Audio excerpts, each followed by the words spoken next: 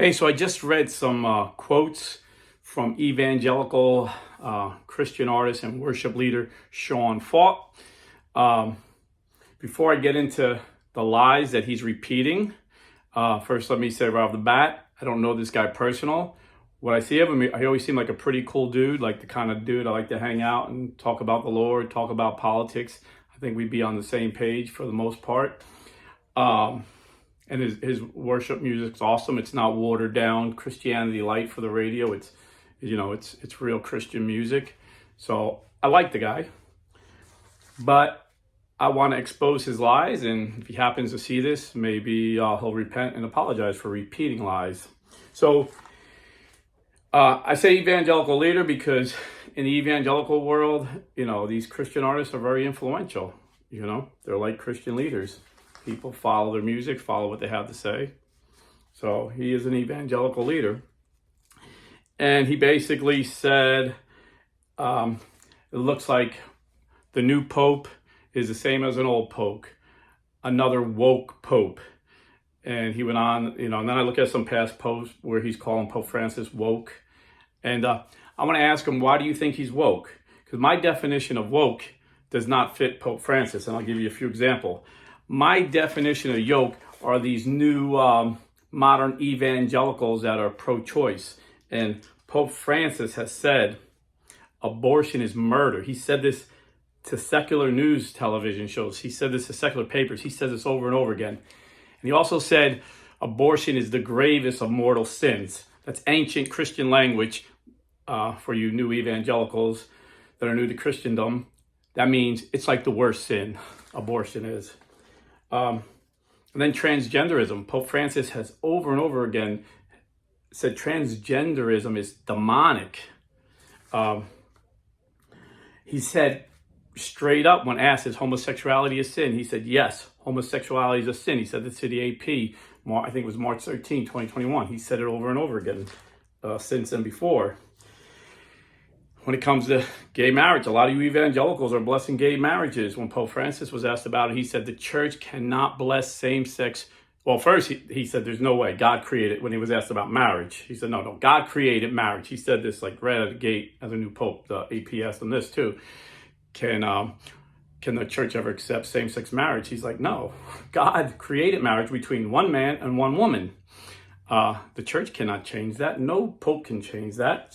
Marriage is between one man and one woman. And then when they asked him, well, can the church bless same-sex unions?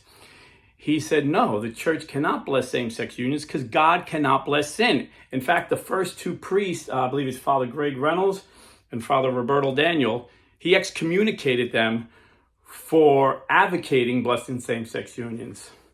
And then, you evangelicals, man, you got a lot of woke evangelicals that have women pastors. That's unbiblical, bro. That's woke. Pope Francis said, absolutely not. The church cannot ordain women because God chose 12 apostles, 12 men. In fact, Pope Francis changed canon law, even though that was always the doctrine of the church, but he put it in the church law, canon law, what we call it, that if a bishop ordains a woman, they're both excommunicated. They're thrown out of the church. So I don't know what's woke about them. What else could be woke? He put a quote, he misquoted Pope Francis, like a lot of people do, and said, Pope Francis says, all religions are ways to God. No, what Pope Francis said was, every religion is a path to God. He never said it was the right path. In fact, Pope Francis is on record speaking publicly before thousands of people saying, Jesus is the only gate to the Father. In fact, Pope Francis believes so strongly in evangelization that he created an office in the Vatican, we call it a dicastery, for evangelization. And he said, every baptized Christian is an evangelist. You should evangelize, but don't proselytize. And he went on to tell you the difference. He says proselytism is when you tell someone, oh, give me some money, follow Jesus, and you'll never be broke, you'll never be sick, you can name it and claim it. He was actually bashing the prosperity movement. I don't know where Sean stands on this. Protestants have so many different beliefs, it's like whatever, they just cherry pick what they want to believe. But so I'm not sure if he's a name and claim it. He don't seem the type to me. He seems a little more sensible than the prosperity gospel guys, but you never know. Sometimes they surprise you. But he said, no, that's proselytism. Evangelization is you tell somebody, pick up your cross and follow Jesus. It's not going to be easy. You have to fight the fight. You have to walk the walk. But Jesus is the only gate to the Father. So it's worth it. This is Pope Francis's words. You can look them up. So what was he saying about every path every religion is a path to God? Yeah, every religion is a path. It's not the right path. You know, Peter Cripps gives this great example how every religion is a path going up a mountain to God, but only Christianity, the true path, comes down from heaven to man. So you have to listen to him in context, you know. And the context was he was talking to young people in a country of Muslims, Sheiks, Hindus, and Christians that were killing each other. And he said, you young people have to dialogue. You have to listen to one another. All religions are a path to God, and dialogue about it. Because he's not afraid to dialogue because he knows Christianity is the true path. So instead of killing each other, let's have a debate. Let's have a dialogue. Man, so, you know, I kind of got annoyed because I like the guy and hear him repeating lies. I'm like, man, this guy's smarter than that. Come on. But I don't blame him because there are a lot of YouTubers that call themselves Catholics that repeated these lies on YouTube for the grift, for the money, for the views. And I just tell Sean and every other Protestant watching, the first clue to know if someone's doing it for grift or someone's a true Catholic, Catholics don't bash the Pope. I mean, just think about that. That's just like basic Catholicism 101. I was an evangelical for like 30 years. One of my biggest hurdles was I knew I had to submit to the Pope. You know, Catholics submit, even if we disagree, we don't bash them. That would be like me going on YouTube bashing my father. True Catholics don't do that. We just don't do that.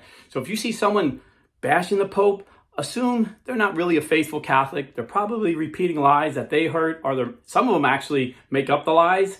And I've done videos exposing some of these hoaxes. So please, Sean, investigate Pope Francis and you'll find he was a very holy man. And this brother woke up 4 o'clock every morning and prayed for 2 hours and then would have church service 7 days a week his whole life. He stopped watching TV since 1990 because he seen something ungodly come across the screen. He said, you know, this is not good for a Christian to watch. He never went on social media, never went on YouTube. He was always given to the poor. As a priest, he was called a slum priest because he would go in the slums of Argentina and minister to the poorest of the poor, where cops were afraid to go in these neighborhoods. They were so dangerous and run by the cartel. And he would deliver, he would pray, and he would have miraculous deliveries, people delivered from drugs. Even as Pope, he laid hands on a child's head who had a tumor, and the mother said the next day that tumor was gone. He laid hands on a child who had a hole in her heart. She said the next day the MRI said there's no hole. It's miraculous. This was a man of God, bro, and you're slandering him, Sean. You need to learn about the man you're talking about because you're talking about Pope Francis. You're talking about someone you have no clue, brother. You have no clue. I can go on and on about him, but I want to jump real quick to Pope Leo. Pope Leo, and you're right, if Pope Leo says what he does and does what he says, he'll be Pope Francis 2.0, like you said, or just another woke pope like Pope Francis. But learn about Pope Francis and you'll see he was not woke. Just like Pope Benedict wasn't woke. Just like Pope St. John Paul II wasn't woke. Just like St. Peter wasn't woke. We have an unbroken chain, 267 popes, and none of them have changed a single doctrine. You know, they have different teaching styles, different languages. This is a universal church. This ain't an American church. This is a church Christ established. It's universal. There's different cultures, different languages. People misunderstand. But no church teaching has ever been changed, you know, other than disciplines like do we eat meat on Friday? Do we not? Can priests get married? These are just disciplines that people submit to if they want to be Catholic or if they want to be priests. They're not doctrine or dogma. That has never been changed, bro. I wish I could say the same about your church, but you have so many man-made traditions, and I need to know what tradition you're a part of so I could tell you what was man-made in it. But I was Protestant for 30 years, you know. I know them all, bro. And you're my brother in Christ. And Pope Francis, according to Rick Warren, if you know who Rick Warren is, the megachurch pastor, And I disagree with him like you do about women pastors, but, you know, he was the real deal. He gave 95% of his money that he made selling that $1 million book to charity. And Rick Warren met Pope Francis, and he said he's the most Christ-like person I ever met. Louis Palau, a Pentecostal evangelist from South America, who many consider the Latin Billy Graham because he led as many people to the Lord as Billy Graham. He was friends with Pope Francis. And he said, Pope Francis is the most spirit-filled person I've ever met. He loves the Lord, and he loves the Lord's people more than any man I ever met. So you're copying this character of people that don't even know Pope Francis, that made a lot of money and got a lot of views bashing him for 12 years. But get to know Pope Francis, and then hit me up. I would love to interview you. Again, I love your music. I'll promote it. God bless and stay Catholic.